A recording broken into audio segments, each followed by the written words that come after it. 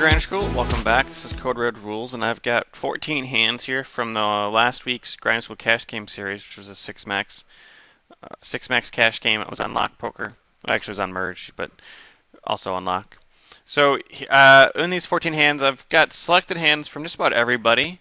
People I don't have hands from include the Natural, who I was very impressed with the way that he played in the past GCS, and he didn't really win any money, but I looked over several of his hands, and like I said, I was really impressed, and it's refreshing. I'm hoping he posts a lot on the forums because I think he's going to be a really solid addition to Grinding School here. But anyway, let's go ahead and continue. This hand is going to be against Toolman and myself, who we are both Grinding School members, of course, or I'm, admin or whatever. Toolman limps in the small blind with the Jack 8, which right there is going to be a problem. The first thing that I would do would be raising it up my big blind. If I re-raise you, it's an easy fold. If I call you, you're probably going to be c-betting most of the flops. All right, I think it's a lot easier to play rather than limping it in. Some hands that I would consider limping it in would be like pocket 2s through pocket 5s. Because that way you're not really turning those hands into a bluff trying to get me to fold, and it's really hard to get value from those hands. So limp calling with the 2s through 5s has some merit to it. I would probably still raise them up the majority of the time. But if you want to limp in some hands, those would be the hands that I would limp in. Otherwise, I'm raising it up. As you can see here, I flop the ace, so my play is going to be pretty easy, and it's just calling down 3 streets, especially if with the hearts out there and whatnot. Now, with the Jack 8, right now we're bluffing because we're not going to get any value from any worse hands other than maybe some flush draws. So even though the flop might have some value to it, the turn now becomes just a complete bluff with the Jack 8. And one thing I try and discuss quite a bit is not turning made hands into bluffs. And this is one of those examples where with the Jack 8 on the flop, we were likely ahead. But when we get called, we're going to likely be behind. And now in the turn, we were ahead in the flop, and now if we get called, we certainly are going to be behind. So there's really no point in us trying to keep bluffing. And he's giving me a decent enough price. I just had to call down and see what he had. And lo and behold, he had the Jack 8 with no flush or anything. So not necessarily a great way of playing it. If I were Toolman, I would have raised pre-flop. I would have then checked the flop, check called once, and then probably check folded the turn. If as played, I would have, limping in the pre-flop there, I would have check called the flop and then check folded the turn. All right, you can't be too tied to the hands that you're playing or that you are involved in, and especially when the hands are very marginal and you don't have anything. You know what I mean? Like middle pair, no kicker isn't a hand that you should feel like you're forced to go to showdown with. All right, it'd be different if you had like a set or 2 pair. If you had ace deuce in this board, it's a lot different strategy-wise to playing, and you can feel more stuck with the hand when you have a decently strong hand. All right, let's go on. So in this hand, it's again Toolman versus Brandon, and Toolman here has the 10-5. Brandon is just a random fish. And with the 10-5, Toolman just goes ahead and leaves it out, and I think so far it's perfectly fine. The only thing that I would change is this turn bet size. As you can see, you're giving over 4-1 in your money, which is you're giving your opponent pure odds to draw to any kind of a flush. So what I would do is and if you look at the stats on this opponent, he's going to be calling a lot, right? So I wouldn't feel too upset with you betting 20 cents again here on this turn. And then once the flush draw came in, doesn't come in, you played it really well, and you checked to your opponent, letting your opponent bluff off a full pot, which you pinked off. And so I like your line. The only thing that I would change is your turn bet size. All right, and as we can see here, Brandon here had the missed flush draw. So overall, bet check call is great. Just bet more on the turn, and it would have been a perfectly played hand. All right, the next hand here we got, I guess, Toolman in again as well as Kenny against a random fish here at the 4-0 tables. Now, here is where we go wrong. So Toolman has pocket 5s, and so far he's played it pretty well. In fact, if you wanted to bet the pocket 5s, I'd go ahead and bet them on the flop. The reason why I would bet them on the flop is look at all the scare cards that are out there. We probably have the best hand right now, even though we have 4th pair. And we bet out because if we check behind, likelihood of us trying, of us winning a showdown against two opponents on this kind of a board, or really any board where we're giving two free cards, is not going to be very likely. So I would bet out with the fives, and this board is trying to take the pot down right now. It's a one rare instance where I would try and where I would turn my main hand into a bluff, only because it's the only way I expect to win the hand is by betting it out. Once you check behind, though, and the turn comes the 8, I am more inclined to continue checking it behind. But again, if you wanted to bluff it now, all right, you're bluffing, but you can't bluff the turn and then call or raise to go at the same time, right? That's what I call a bluff call, where you're bluffing and then you call somebody who might be bluffing you, but at the same time, like, you don't have anything. Pocket fives isn't anything, so go ahead and let it go. And even, yeah, it's a min raise, but you're drawing to 2 outs. So, I mean, there's not really much you can do in this situation but fold. And as you can see here, we were up against the ace-8. And here's a trick that I would do if I were you. I would be betting this river rather than trying to see showdown with playing the board. Because let's just say your opponent was bluffing you on the turn. Well, you gave yourself a chance to now rebluff him. He's not folding this, he's not going to be folding in this specific instance, right? But let's say your opponent had, I don't know, pocket sevens here, right? And he ended up like hitting the boat on the turn. He check raised you, and I mean, this queen is the worst river card ever for him because now it's and now pretty much you having a queen or an 8 beats a 7, so you can value bet technically. You can bet out 60 cents here, trying to go for value, and you're going to get pocket 7s to fold. You might get an 8 to fold, which it's probably not going to happen. And if your opponent was bluffing you here with a flush draw or something like that, you're going to get them to fold too. And a bluff in this situation, I feel like, is going to show somewhat of a profit if you make a small bet size. And if you think about it, what else are you getting to the river with here that doesn't include, the boat in this instance? So I would be betting out pretty much all of my hand range here, just trying to win the hand, because it's your only way you're going to win the hand too. Think about it that way. If you check behind, you're guaranteed to lose 100% of the time because you don't even beat the board. So even if your opponent has like 9 high here, if your opponent has like 9-6 offsuit, he wins this pot. So what does that have to say about anything? I would just be betting out on the river to bluff. And otherwise, I like the fact that you are being aggressive here with your hands, but you just got to be careful when your opponent plays back at you, just to go ahead and give up and not feel like you're committed to the hand. All right, so we got another hand here. Ultra Covert versus Kenny, otherwise XR9 he goes by K45606 on the forums. I just call him Kenny. And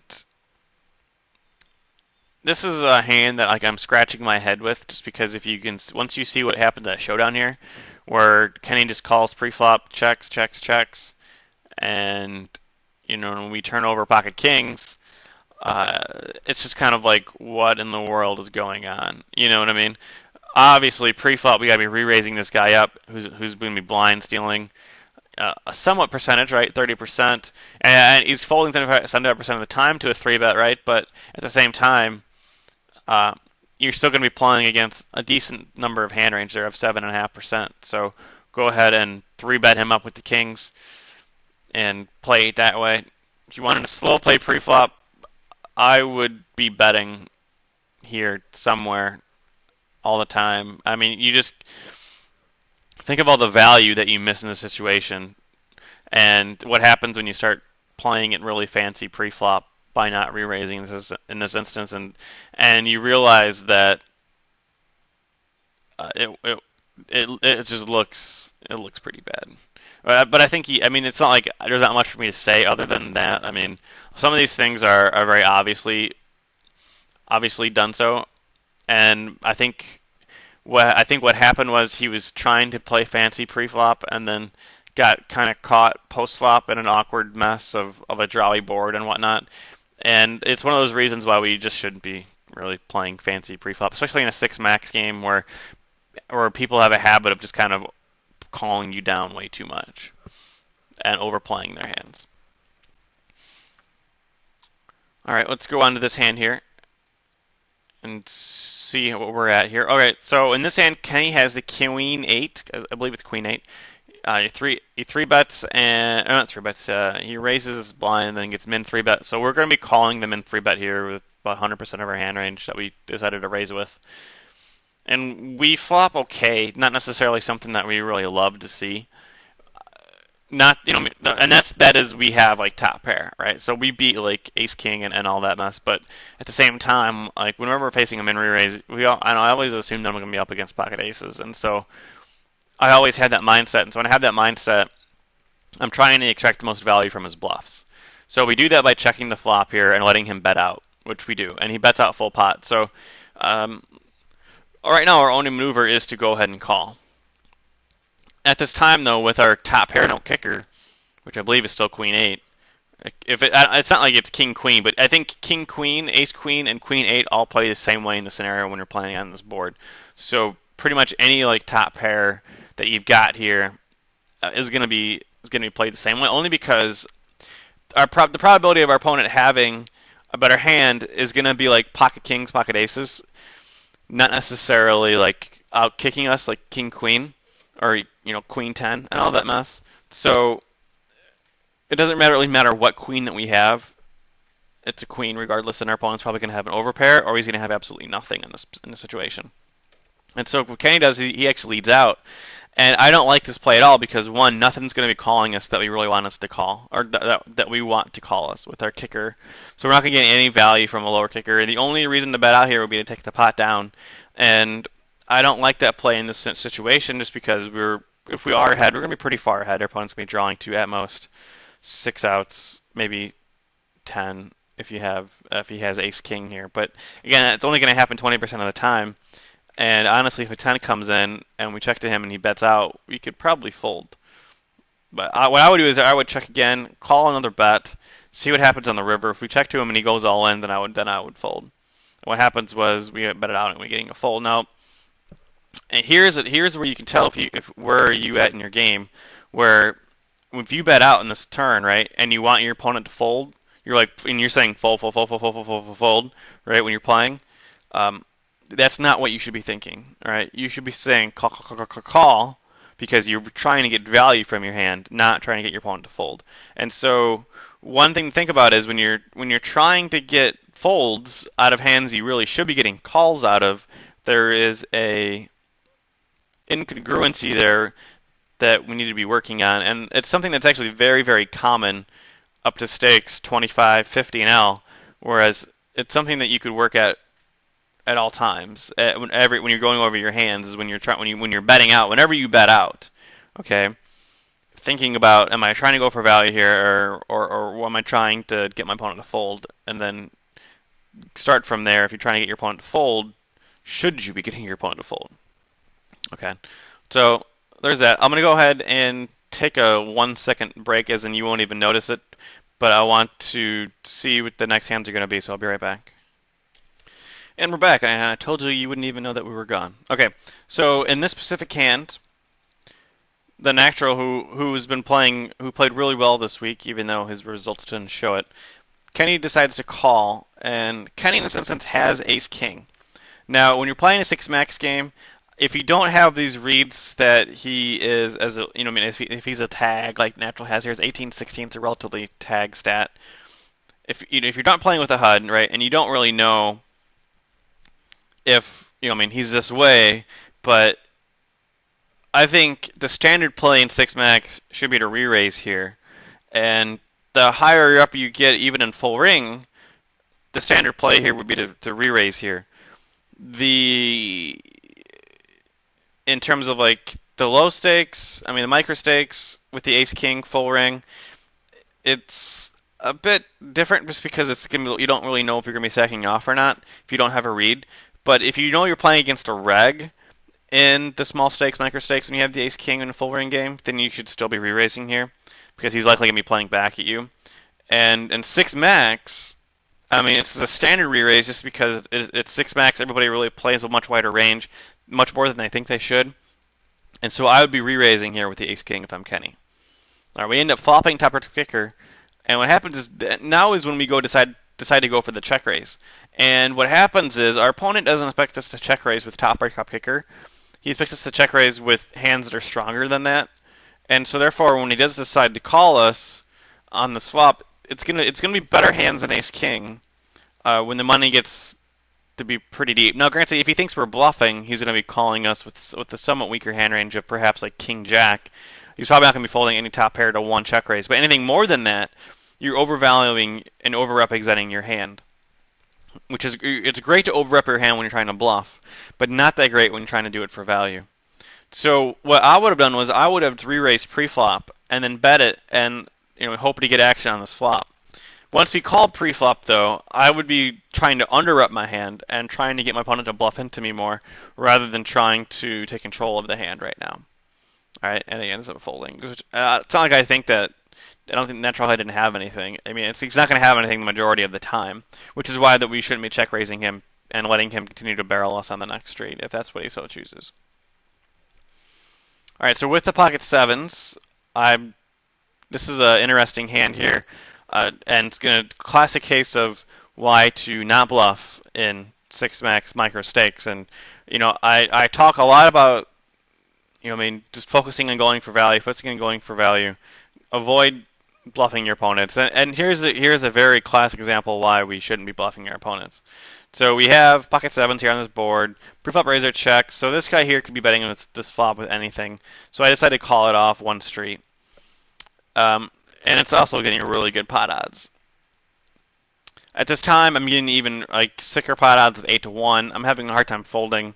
If I do fold, I'm still not sure if I'm going to be ahead or not, but given that I don't need to be ahead like 11% of the time, plus I have perhaps 2 outs, if I am behind, that I can probably make this call, and it's not going to be too bad. What that happens is, though, when you start getting into situations where you're trying to bluff with somebody, and I felt like this was a classic example where my opponent probably has a 10 or worse, right? Perhaps even like ace 4, which I guess is kind of stupid. Well, not ace 4. Ace 4 would be the straight, but something like a 10x here where he's betting it out and he has to fold to a raise because, the board is crazy. Like ace or a 6 here could have it, and, I could very easily have it. He's giving me really good pot odds. And so I'm like, yeah, I'm going to raise it up. Classic example of what not to do at the micro stakes, trying to bluff your opponent off of situations where, it's very clear, very obvious that they should be folding the hand that they have. So it's like they have the hand they have, and yet without even a second thought decides to just call the river raise. Now, granted, that's what I get for trying to bluff these guys, and luckily to me having an ace or a 6 on the river is slim anyway. But at the same time, don't focus on bluffing, guys. Classic example of what not to do at the micro stakes against a fish. It was fun though. It's fun bluffing, and it's fun having creating content for the video. But I'd rather not be at the expense of me. All right. So in this instance, the first thing I wanted to say is since Kenny here has Jack 10 suited against the under the gun raise. Yeah, he's a fish. But we're out of position here. We should just be folding pre-flop, getting not a very good price, getting not even 3-1 in our money. If we were in the big blind, it might be something different, but I would probably still fold in the big blind. And if our opponent raised us a smaller amount, maybe if it was a min raise or maybe if it was 10 cents, we might be able to call the big blind or call the small blind. Big blind for sure we'd be calling. I feel like blind play is one of those overlooked leaks right now that's not overly discussed at grinder school. I think it goes in phases where sometimes people are like, oh, I really want to learn how to play the blinds. I really want to do that. And then right now, it's not necessarily in vogue, I guess is the correct terminology. So the Jack 10 suited here, we end up turning. It checks around the flop, right? So if it checks around the flop, we're probably gonna be betting. We should be betting most turns with the Jack 10 suited anyway, just as a bluff, just trying to get people to fold. We end up banking off the 10, and we decide to check. Which, is okay, but I would probably be betting it out against the fish, trying to get him to call. And when I do decide to bet, when I have the boat in this river, we have to make it more than one big blind. This is just kind of a silly bet. and something that we're going to be missing at least 25 cents of value here against anybody who's going to be calling, right? So I'm not a big fan of the min bet here when the pot is as large as it is. So make sure I would bet like 25 cents minimum and expect to get that way. And you know what? We saw him just call me off on the river to a weak raise too, and this was right after that happened. So I would be more than willing to bet bigger against this guy. All right, so with my pocket queens, now this is an interesting hand in and of itself because Kenny, you're under the gun here. Well, we're five-handed. I decided to three bet, and so when I three bet you, you have already going to have a tight hand range. I still feel like queens is going to be ahead of the hand range that you decide to call with. Now, Ultra Covert, on the other hand, who's a relatively tight player, his stats right here aren't accurate in terms of like six max. He's more. I think this session he was like a 19-16, and that's pretty standard for six max stats. But he decides to go. He cold calls the three bet. That should be setting off alarm bells to pretty much everybody. Well, Kenny, you know what I mean. He decides to. Well, I'm going to go all in because someone's going to have something here, and it's true. I mean, Kenny here has pocket aces, and that's the nuts. But do you think it's really going to be the best way for us to play our hand right now? Given that we're a three-way, right? What I would do, and what I've done several times, is with the aces here against two other regs, who is going to be very hard for them to beat me given their hand range. Like Ultra Covert here could very easily have a hand like Pocket Jacks, which let me go ahead and check here and see what Ultra Covert has, because I'm kind of curious. Right, Pocket Jacks is exactly what Ultra Covert had, which makes a hell of a lot of sense. Because Ultra Covert had Pocket Kings, he'd either re-raise or get it in here pre-flop, and otherwise it doesn't make any sense for him to be calling with much else, maybe tens or jacks. And so when you're the Pocket Aces, then you could very easily tell which hands that your opponents have, i.e. they're worse than your own, and it's very hard for them to outdraw you post-flop. Then I would be actually slow playing this pre-flop because the pot size is going to be massive. It's going to be like 126, and it's going to be very hard for anybody to not stack off post-flop with an overpair.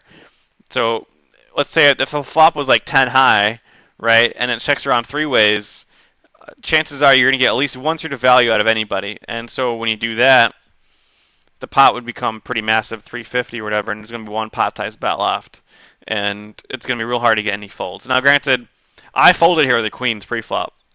I know I'm so nitty, but the thing is, like, I also do a lot of coaching for Kenny, and so I kind of know how he plays. And I know that, like, if he had ace-king here, he probably is just going to call it, and he's not going to shove it in.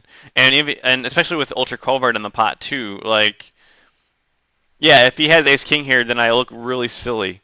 But when he has pocket aces here, I look like I know how he plays, and the thing is, it's true. Like if it was another reg who I had unknown stats on, I would be calling.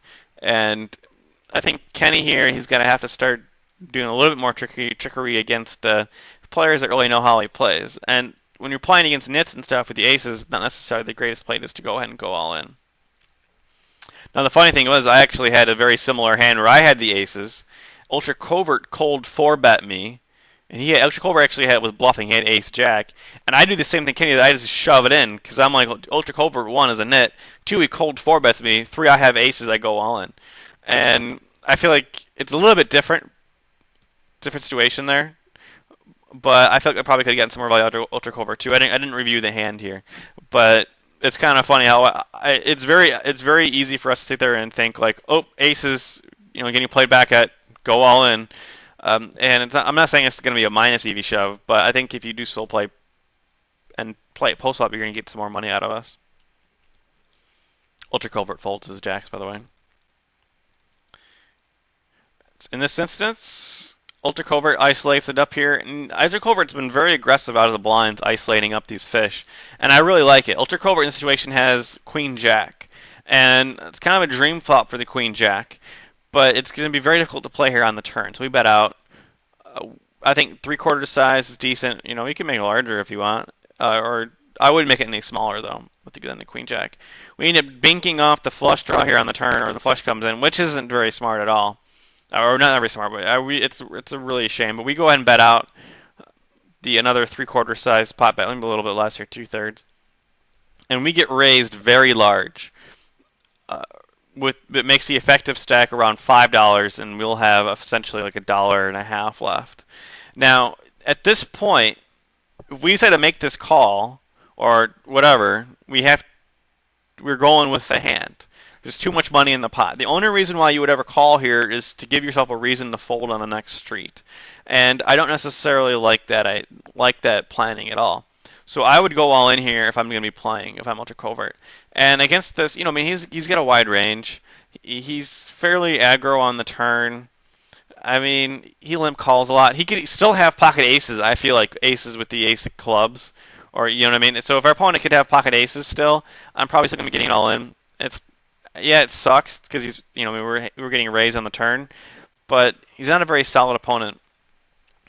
And otherwise, we're faced with look what happens here. We have $1.50, and the pot's gonna be 5.48, and then bink. This turn is horrible for us. And again, the only reason why we would call the turn is we would fold on the non-club river. But at the same time, like if we were ahead on the turn enough that we would be willing to stack off on the river, then why would the 4 club on the river, right? Why would the 4th club on the river really hurt our chances of being ahead? If you think about it that way, right? So if we were ahead enough on the turn to make the call, right? If our opponent already doesn't have the flush on the turn, then the likelihood of him hitting the flush on the river is slim. So calling in the turn only to hit the flush on the river doesn't make any sense. Only to fold to the flush on the river doesn't make any sense. Which is what we did here. And one thing to avoid, guys, is putting in 60% of your stack and then folding. And then folding, right? You gave yourself no chance of winning when you put all this money in. On the turn, if you get the money in and you're behind, so what? You still have 8 outs, right? You have a chance of winning. On this turn, though, you give yourself no chance of winning when you go ahead and fold and you have all this money in the middle. This is what kills a red line right here. And I feel like you make it a lot harder to play rather than stacking off.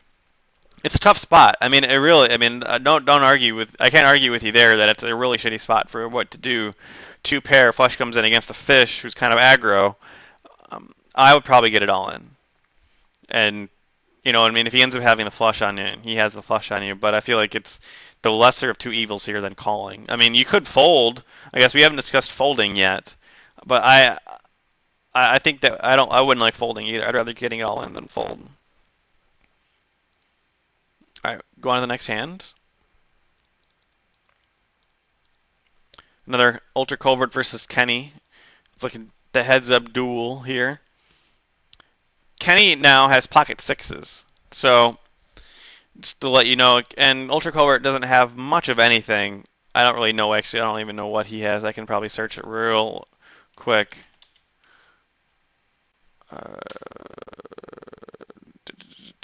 He has Ace, King of Diamonds. So, there's not much he's going to be doing on this board with Ace, King of Diamonds. I like to check. If I'm Ultra Covert, I'm check folding the Ace, King of Diamonds here on this flop. We have nothing. I mean, I always go ahead and fold to a pot size bet. Now, if I'm Kenny here with the pocket 6s, I mean, now he actually hit his ace, but now we're actually forcing him off his hand. So we go ahead and overshove all in. We completely lose any value. This doesn't make any. It says this bet size here doesn't make any sense. And I'll tell you why. It's different when we have the nuts on the flop. All right, we have the nuts on the flop and we're betting it out.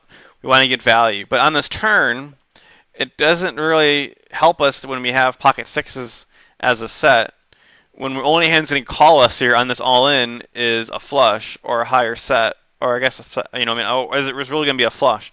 So we're not really doing ourselves any favors by going ahead and overshoving all in here. I would bet out 65 cents. He calls, I'd bet again any non-spade river, and we get some more value that way. If the board pairs, all right, we consider making an overshove, but I probably would still bet it out. We're not going to have the SPR here to be able to get stacks in the middle, and so I wouldn't bet accordingly.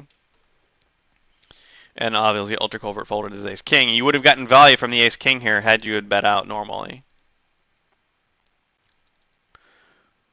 All right, so Kenny versus a random fish here.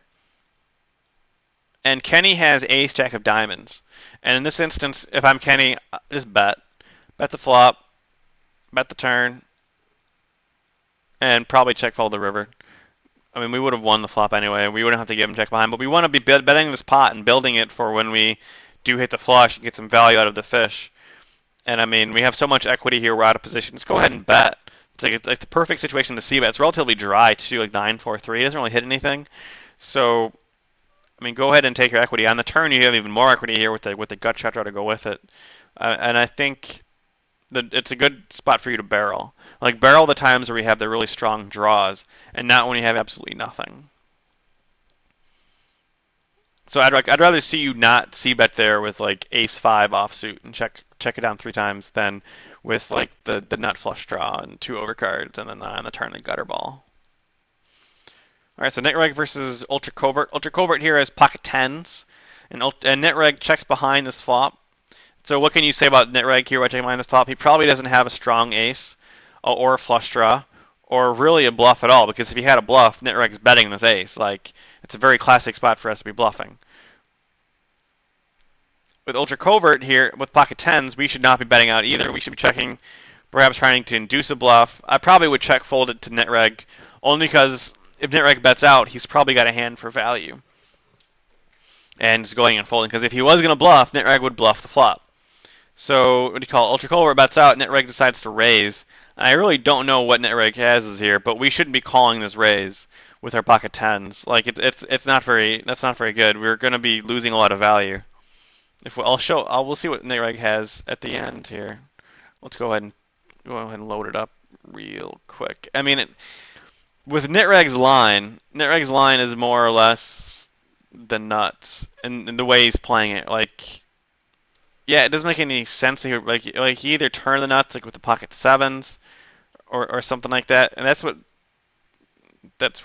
is kind of confusing me here. Go ahead and give me 1 second. All right, so Nitreg actually has ace jack of hearts, which is entirely confusing. Maybe Nitreg can come on and discuss why he played it the way he did. I think it would be an interesting discussion with Nitreg, because I'm sure he had a reason why he checked behind the flop here and then raised the turn. He must have known something that I don't know, but it'll be an interesting discussion here to see what he has. Either way, Ultra Covert, you should not be calling this betting the turn at all, let alone calling a raise when you have your 10s. All right, so we have one more hand, Nitreg with the 10s. This is actually a hand where Kenny, I think, could have won it without actually ever having anything and getting both better hands to fold.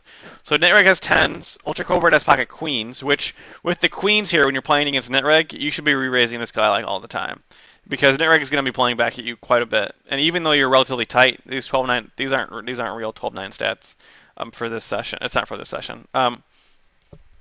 Even though he's tight, you're tight, and he has stats on you, so he probably knows you're tight. But like queens is so strong enough still to play against Nitreg, or really any aggressive regular, that you can be free betting him here for value and have him play it for a profit. All right, and so then Kenny here has queen 10 of clubs, and so he has the gut shot flush draw on this flop. Checks behind on this flop, and so now the first person who bet here is going to get Nitreg to fold. So Ultra Covert is correct. He should not be betting his queens. Nitreg is correct. He probably shouldn't be betting his 10s either. But Kenny, on the other hand, he here with the nice draw should be the one betting it out though, thinking that both these guys have absolutely nothing, and the pot is now ripe for the taking. So Kenny should be the one betting on this flop, probably like around 30 cents. Nitreg is going to be folding because he can't fold. You can't call with Ultra Covert selling the pot, not knowing what he's going to be doing. Plus, with two overcards, 10s is pretty much worthless. Ultra Covert, on the other hand, is going to be calling this turn bet with his pocket queens. On the river, though, the only reason why we bet the turn with the queen 10 is so that we're betting like every single river out there that comes in. Because it's likelihood if Ultra Covert had a nice ace, he'd be betting it on the turn. All right. There's also not very many aces that he's going to be calling and out of position here against a raise. So he likely has like a small medium pair, some other kind of draw that queen high, we're going to be getting to fold everything but the ace. And so now the pot's going to have $1 in it. Queen 10 can go ahead and bet 70 cents. Pocket queens going to have to fold it out.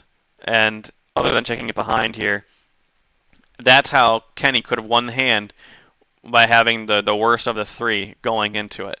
And it would happen very a high percentage of the time, and there's not anything that either Netreg or Ultra Covert could have done given their own hand strengths, and it's just something that rather than Ultra Covert winning the hand, Netreg was never going to win this hand to begin with, but rather than Ultra Covert winning this hand, it could have been you, Kenny, if you had just been aggressive, and you would have actually won more money than Ultra Covert did here, because you not only would you win you would the pot and the flop, you would have won the turn bet too that you made extra. So think about that, and that's why we should really be more aggressive with our draws and multi-way once people give up on the hand. So alright guys, that's all I have for you guys this week. Thanks everybody for sitting in the hands and playing, even though it was a relatively shortened session. Hopefully here we can get some more players in the next time, but I feel like we had a lot of good discussion hands. And as always, send me any kind of comments or reviews you guys have, and if I missed a hand, or if you forgot to send in your hands and I couldn't review your hands because of that fact, then please post them on the forum too, and we'll go take a look at them. Alright guys, it's been CodeRed Rules. Thanks a bunch. See you guys next time. Good luck at the tables.